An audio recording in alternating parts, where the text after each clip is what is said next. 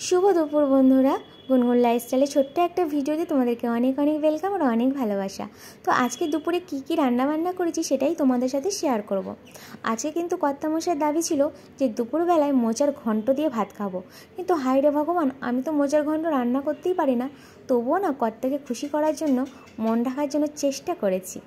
আর এদিকে দেখো মসুর ডাল করেছিলাম, লঙ্কা ফোড়ন দিয়ে, কাঁচা লঙ্কা আর রসুন ফোড়ন দিয়ে করেছিলাম একদম হালকাভাবে। আর কর্তামশাই না আজকে বাজার থেকে মোচার সাথে সাথে দু রকমের মাছ নিয়ে এসেছিলো। এখানে দেখো রুই মাছ নিয়ে এসেছিলো আর মৌরলা মাছ নিয়ে এসেছিলো।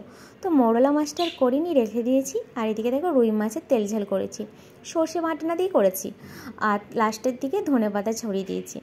তারপর প্রত্যেক দিনই একটা করে ভাজা করি, তো আজকে করতাম না, তবুও এই তরুলিগুলোকে দেখে না ভাজা করে ফেলেছি। এত তরুলিগুলো কচি কচি ছিল যে ভালো একটু ভেজে ফেলি, ভালো লাগবে। তো আলু দিয়ে আর পেঁয়াজ দিয়ে ভেজেছিলাম, খুব টেস্ট হয়েছিল না, তো খেতে খুব ভালো ছিল। তরুগুলো একদম কচি কচি ছিল। আর এদিকে দেখো আমার সেই মোচার ঘন্ট তো এটা বলা যাবে না, এতে অনেক কিছু দেয়, চিংড়ি মাছ দেয়, তারপর ছোলা দেয়। তো যাই হোক ভালো করেছিলাম, খাওয়ার মতো হয়েছিল। আর তারপর দেখো একটা মাছ ভাজা রেখে দিয়েছি, এই মাছটা কিন্তু মাখাবো ওই লঙ্কা দিয়ে, শুকনো লঙ্কা দিয়ে আর পেঁয়াজ দিয়ে আর ভাত। তো এটাই ছিল আজকের মেনু। তো ভিডিওটা কেমন লাগলো অবশ্যই কিন্তু কমেন্ট করে জানিও। তো এখনকার মতো টাটা।